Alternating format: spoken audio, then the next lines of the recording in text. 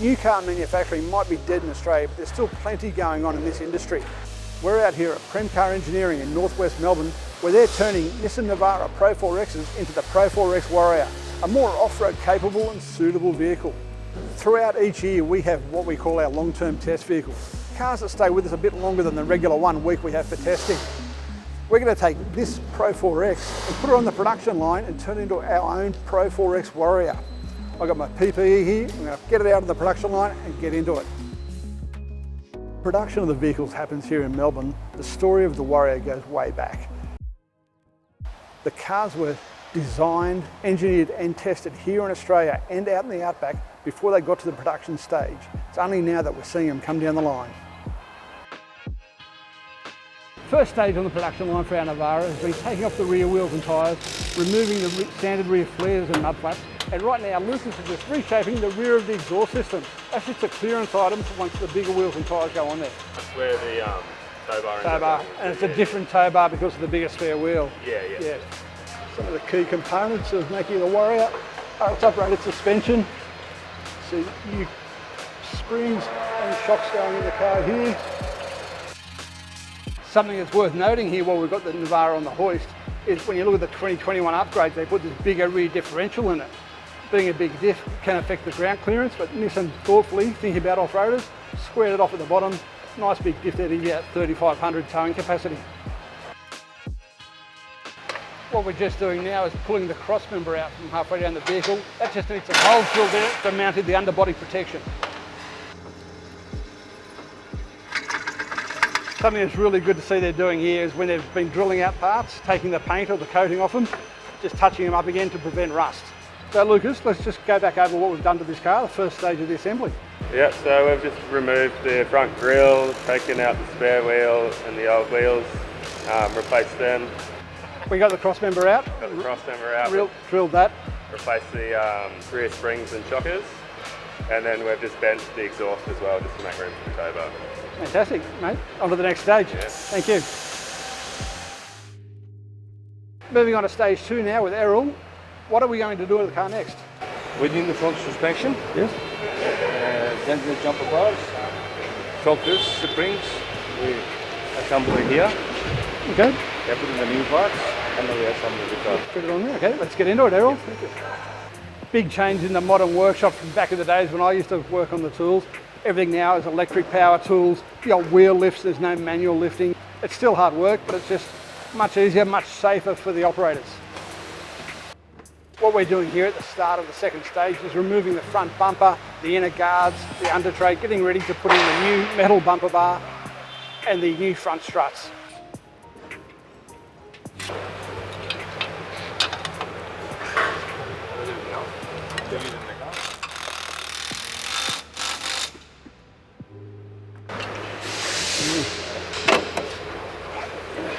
So just disassembling the standard strut, and they'll be reusing the top part of it and the rubbers to go onto these new struts and springs. The new shock absorbers come from Munro. They're made to Premcar's own specifications, and then they're matched to springs to suit the Warrior. What we love about the way Premcar's tuned the suspension on the Warrior is they've softened it up from the standard setting. It makes it more compliant, better off-road, better riding. Here we have the completed strut assembly for the front of the Navara Warrior. They've got the new softer shock absorbers tuned to Premcar specifications with springs matched to them. We really love the way Premcar softened up the suspension on the Navara Warrior.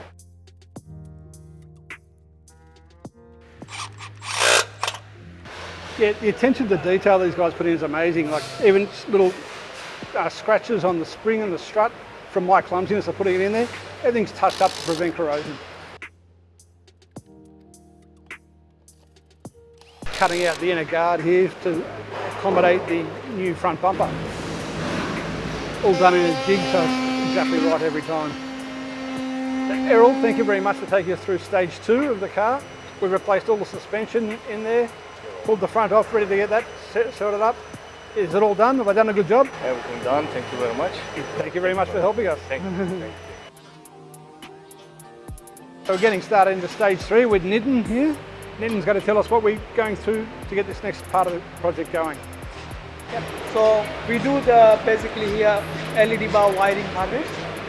Then we do the tail light wiring harness. Yeah. And we set up the brackets for the aligning the bullbar. The bullbar, okay. So there's 3 things we do here. Okay. And we start with it now. Let's get in. Yes, thank you. So we've got the wiring harness here which connects the power to the sports bar for the relocated brake light on it. Nitin's just removing the plastic area from the factory Nissan grille and bumper so we can put the steel bumper on there with the LED light involved. These are the brackets that hold the new steel bumper on. Much bigger and sturdier than the ones that hold the standard plastic one. Not only a key styling element but also gives some protection and somewhere to mount that LED light bar. These are mounts for the front bumper, super heavy duty. There's lots of components to them. They're also making them quite adjustable so that you can get the bar lined up squarely. But no shortcomings here. Yep. This is the wiring harness for the LED light bar. All goes in using factory holes, convoluted tubing to protect everything, give it a factory look. At Nitin, there wasn't a lot of things here that I could help you with because it's very intricate, but we put in the wiring for the tail lamps. Yes. For the LED headlight. LED headlight, yes. And the brackets for the bumper. Bracket for the bumper, and the tilet is for the sports bar brake light. Sports bar, okay, yeah. So lots of little detail, and once again, the attention to detail all the way through, so perfect. Good job, thank you. What we got here is the factory Nissan steel bumper. These are made by Nissan in Melbourne, down there at the Dandenong plant. Good to see some Australian engineering going into the cars. But for the Warrior, they're painted to match the body colour, which you don't normally get if you get one of these bars on your regular Navara. It's not just a regular paint. Premcar worked with PPG to develop something that has the strength of powder coating, but the shine and finish of paint. And it's a paint finish, but it's stronger than what you normally get on a 2-pack or anything else. So really nice finish, matches the car. It's going to look great on our Warrior. Some of the parts that go back into it, like the fog lights, are the factory LED units. Then you've got the Hella light bar goes in behind it. We've got the new red trim piece goes under the front to mount the underbody protection. A few rubber mouldings and plastic bits on it to give it a full factory look. It's a great looking bar. So here we've got the front bar assembly ready to go on. Just pulled the front wheels off, raising the car up, line it all up.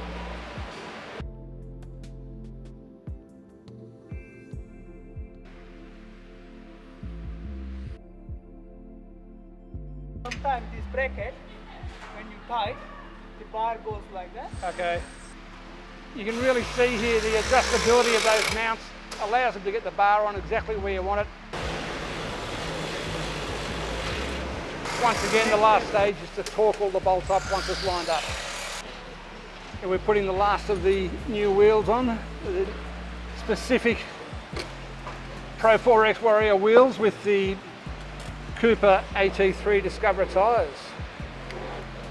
Key part to making the Navara Warrior such a good off-roader. I reckon they're a pretty good looking wheel too, combined with the all-terrain tyres. So our Navara is really starting to look like a Warrior now. We've got the front bumper on, the lights, all the wheels are on it now. It's really starting to look good. I really appreciate your attention to detail with all the measurements there, you know, making sure it's the height, the distance. Yeah, that's very, very crucial because you don't want bar looks crooked or little bit, you know, but you don't feel it, but throughout the experience, you know what.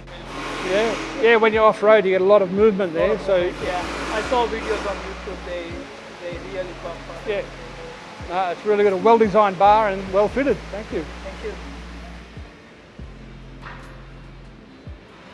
Okay, we've moved up to stage 6 now. The car's really getting there. Here with V, we're going to put up the tow bar underneath the back and also under the front. What do we got there? The bash plate. The bash plates, okay, underbody protection. Yep. Yeah, good stuff. Let's get into it. Yep.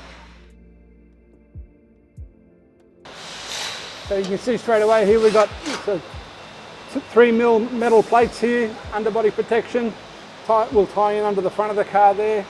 Gives you that added protection when you're getting across the rough stuff.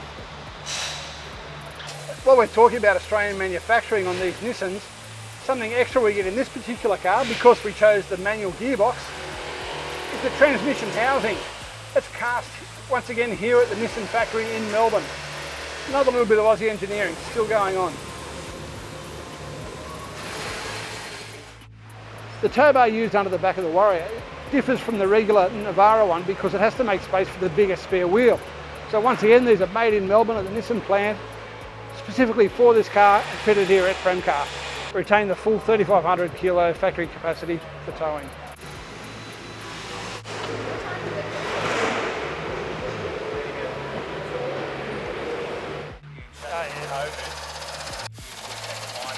Our car's moved from stage 6 up to stage 7. It's now got its tow bar underneath, the underbody protection's all fitted, the bull bar fitted. It's really starting to look like a Warrior. Next step is to put some flares on it, make sure they're all fitted nice and square, cover those new wheels and tyres. The flares are assembled before they reach this stage, so they're ready to go as soon as the car moves onto the line. What happens next is they clean off these surfaces, get rid of these old clips that held the standard wheel arch mouldings on, get it ready to mount the new flares onto. You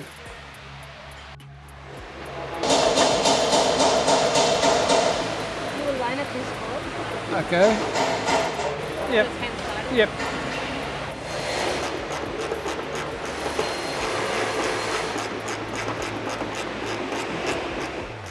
So we're getting toward the end of the production line now. Some of the final fit-ups going on.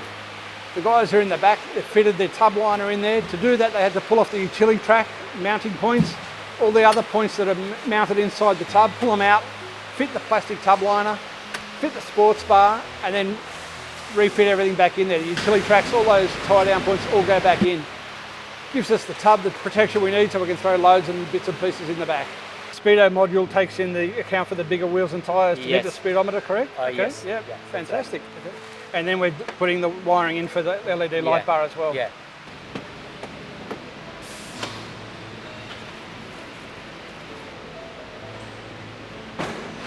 Well, here we are, we've reached the end of the assembly line. Well, almost. The car's all together now, all the bits are on it. It's looking like a Warrior. Next step, it goes to get its decals put on, gets that big Warrior decal, which tells it what it really is.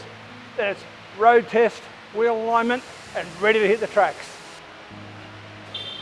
Getting to the final stages now, the Warrior's getting its war paint. I'm not going to help putting these decals on because I'm terrible at it.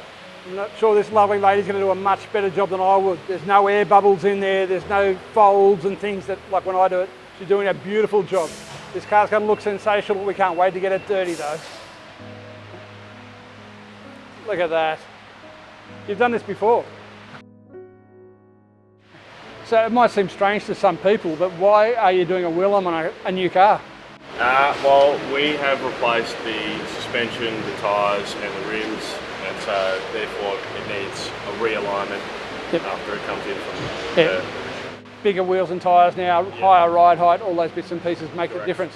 So you're going back to the Navara Warrior settings on the wheel alignment machine. Fantastic, it should drive like better than new when we get out there. Definitely. Good stuff, thanks.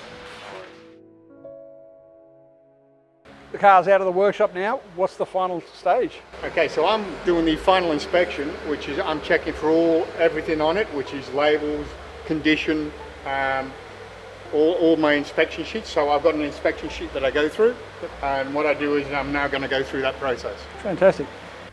So what are you listening for there, Peter? I'm just making sure the flaps are not rubbing on the wheels. Yeah, okay. So yeah, we just make sure we have that first. Yep. You'd hear that on full lock if it was going to be at all. Yes, that's what I do. I'll put it on full lock on one way. Yeah, very good. So here we are, our car's finished, heading out the driveway for the first time. We don't get to drive it yet because it's not registered, but Peter does the first road test. So aside from listening for the tyre rubbing back there, what other things are you going to be looking for on the road test? For noises, squeaks, rattles, instrument display, make sure we've got nothing going wrong there. Yeah, of course, because the instrument display came out and you had to plug the module in there for the speedometer adjustment. Yep. So you're checking for speed adjustment as well? Yes, we are, and also make sure the cameras are all working, so the reverse camera is working. That was one of the first ones we did. Yep. And we reversed and checked for the noise, just make sure the camera's working. So pretty much everything that's been touched at Premcar getting checked on this road test. Yes, it is.